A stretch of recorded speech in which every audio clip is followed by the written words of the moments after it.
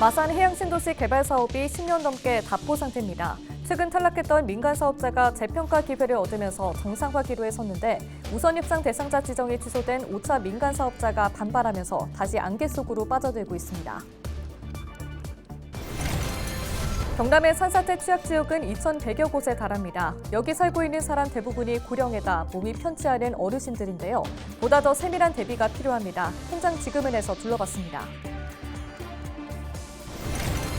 개 4마리의 비비탄 총알이 난사한 사건을 두고 지역사회 공분이 일고 있습니다. 개 잡는 해병이라는 비판이 일고 있는데 해병대 예비역 연대까지 해병의 이름을 더럽혔다며 엄벌을 촉구하고 나섰습니다. 창원시가 오는 29일로 예정됐던 대한민국 민주주의 전당 개관식을 잠정 연기했습니다. 시는 현재 제기되고 있는 의견들을 모아 전문가 학계 등의 자문을 거쳐 개선이 필요한 부분은 보완해 나갈 계획입니다.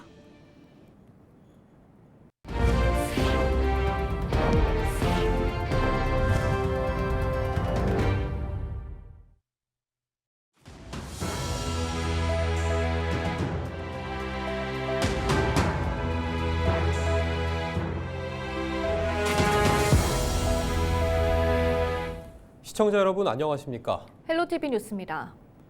마산 해양신도시 개발 사업이 민간 사업자 선정 과정에서의 갈등과 소송전이 이어지면서 좀처럼 진척이 없습니다.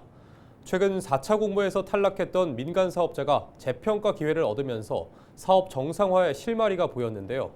하지만 5차 우선 협상 대상자였던 민간 사업자가 강하게 반발하면서 또다시 안개 속으로 빠져들고 있습니다. 보도에 표영민 기자입니다. 10년 넘게 표류 중인 마산 해양신도시 개발 사업. 창원시는 올해 4차 공모에서 탈락했던 GS 컨소시엄에 대한 우선 협상 대상자 재평가를 추진하고 있습니다. 해당 컨소시엄을 선정하지 않은 것이 부당하다는 대법원 판결에 따른 조치입니다.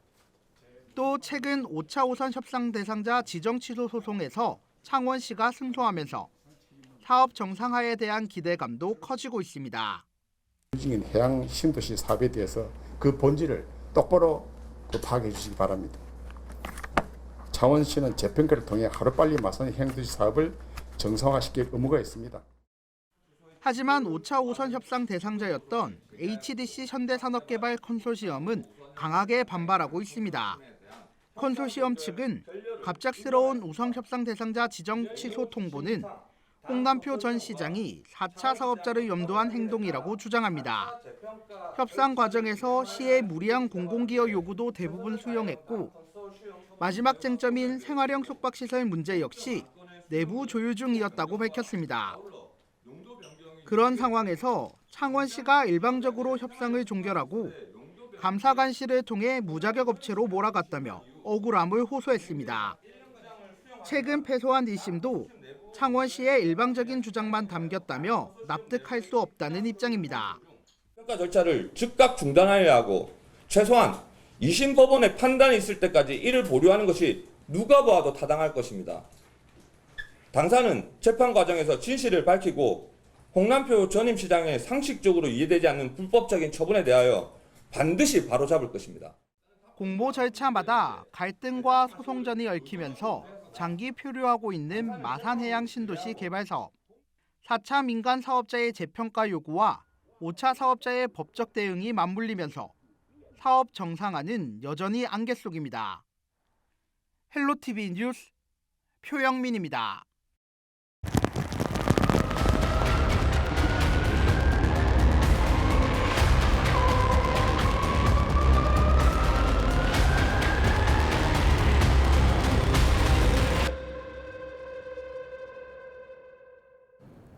네, 언제든 산사태 위험이 도사리고 있는 곳, 바로 산사태 위험 지역이나 급경사지입니다.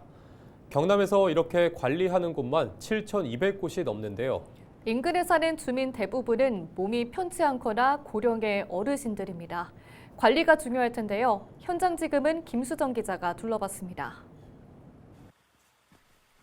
60년째 이곳에 살고 있는 박경자 어르신.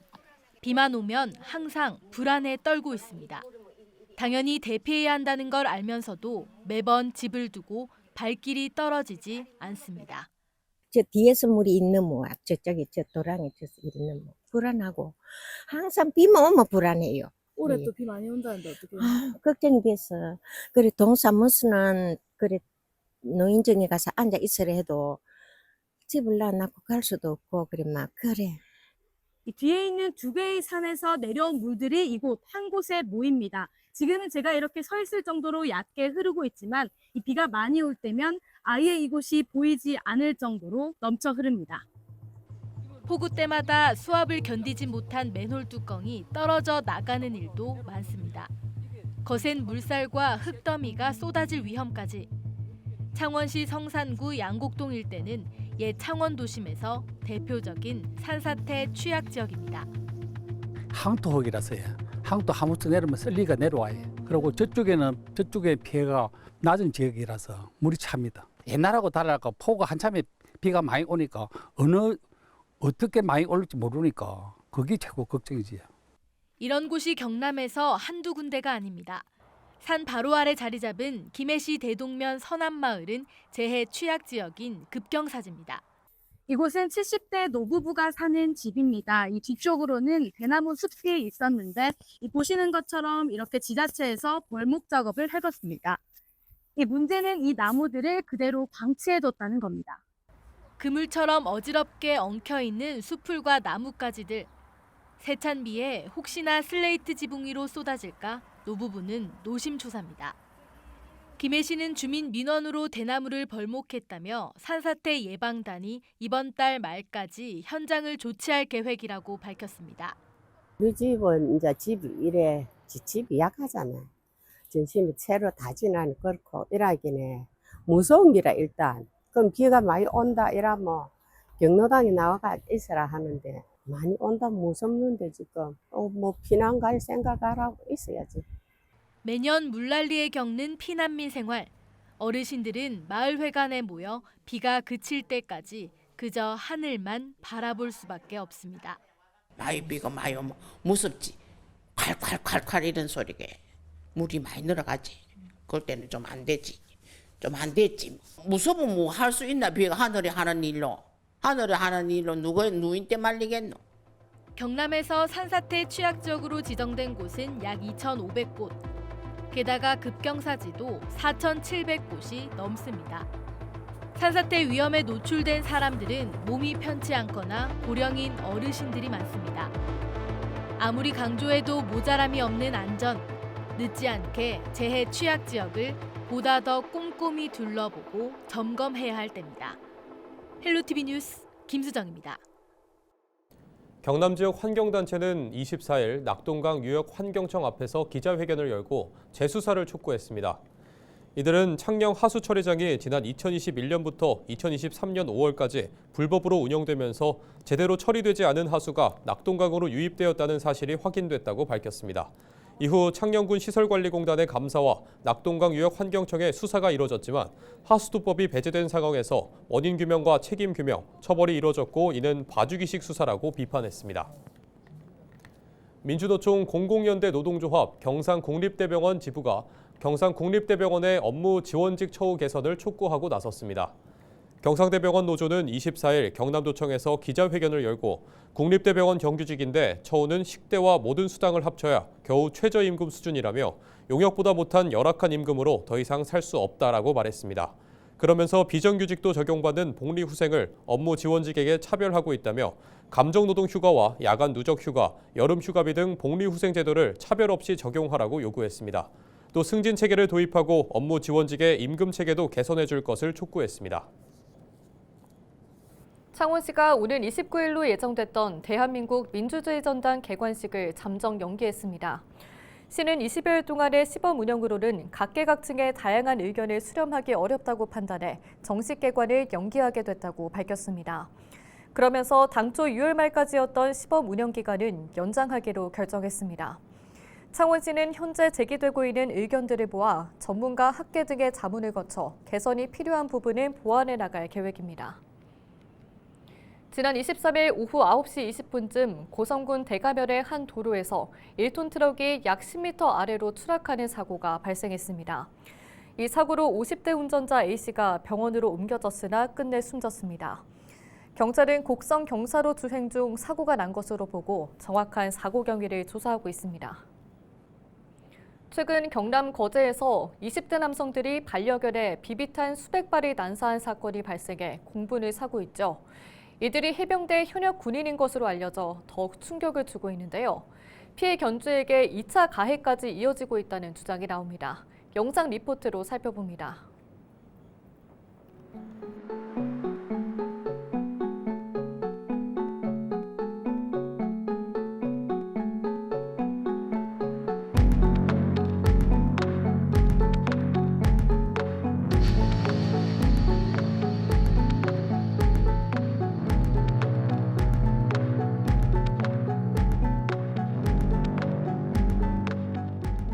지금 많이 안 좋죠. 심적으로 굉장히 불안해하고 지금 뭐 한 마리는 지금 고통 속에서 지금 사망을 한 상태고 다른 지금 두 친구들도 강아지들도 지금 뭐 불안해해요. 굉장히 불안해하고 원래는 굉장히 좀 애교쟁이 강아지였는데 가해자들이 또 피해자들에게 또 뭐 진심 어린 사과도 하지 않은 상태에서 2차 가해를 했거든요. 네, 그래서 이제 뭐 찾아와가지고 뭐 협박성 발언도 하고 그런 상황이기 때문에 지금 피해자는 굉장히 뭐 극심한 정신적 고통과 불안을 지금 호소하고 있는 상황입니다.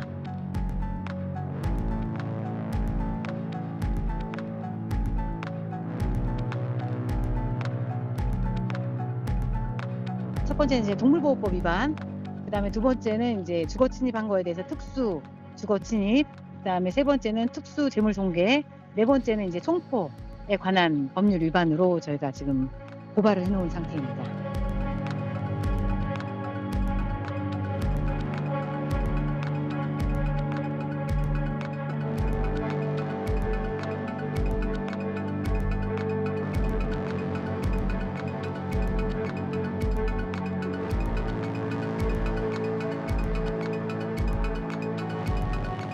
동물학대로 인해서 뭐 실형 선고를 받는 경우가 굉장히 미비하거든요. 근데 이제 2027년부터 저희가 이제 동물보호법 이제 5개년 계획에 의해서 동물 학대를 한 사람은 동물을 키우지 못하게 하는 법.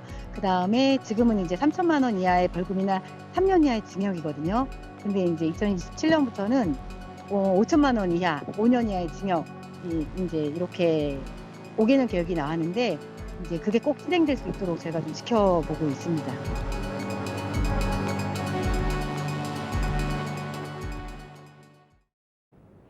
부산시가 치의학 산업을 미래 먹거리로 키우기 위한 기반 조석에 속도를 내고 있습니다. 24일 강서구 에코델타시티에서 코에베디 제2공작인 글로벌 이노베이션 센터 준공식이 열렸습니다. 국내 최초로 치과용 임플란트를 국산화한 코에베디는 스마트 팩토리 기반의 이 공장을 통해 수출 확대와 생산력 강화는 물론 청소년 대상 산업체험 기회도 제공할 계획입니다. 시는 이번 준공을 포함한 연이은 기업 유치를 통해 바이오 헬스 산업을 9대 전략 산업 중 하나로 집중 육성하고 치의학 중심 미래형 산업도시로 도약한다는 방침입니다. 부산시가 중소기업의 수출 위험 부담을 줄이기 위해 수출 보험료와 신용 보증료를 전액 지원합니다. 이를 위해 시는 올해 추경 예산 10억 원을 투입해 보험료 지원 한도를 최대 400만 원까지 대폭 확대했습니다. 기업 역량별 맞춤형 지원으로 글로벌 강소기업을 키우는 글로벌 수출 스타 육성 사업도 본격 추진됩니다. 또 하반기에는 해외 전시회, 무역사절단 파견, 온라인 플랫폼 입점 등 비대면 수출 지원도 강화할 계획입니다. 부산시는 수출위기 현장 지원단 운영 등 현장 중심 정책으로 수출기업 경쟁력과 자생력 강화를 기대하고 있습니다. 김해시가 지역 내 이 통장을 대상으로 지난 23일 가야대학교에서 2025년 직무교육을 실시했습니다. 이날 교육은 홍태용 김해시장과 김해시장의 특강과 한상덕 경상국립대학교 교수의 초청 강연으로 진행됐습니다.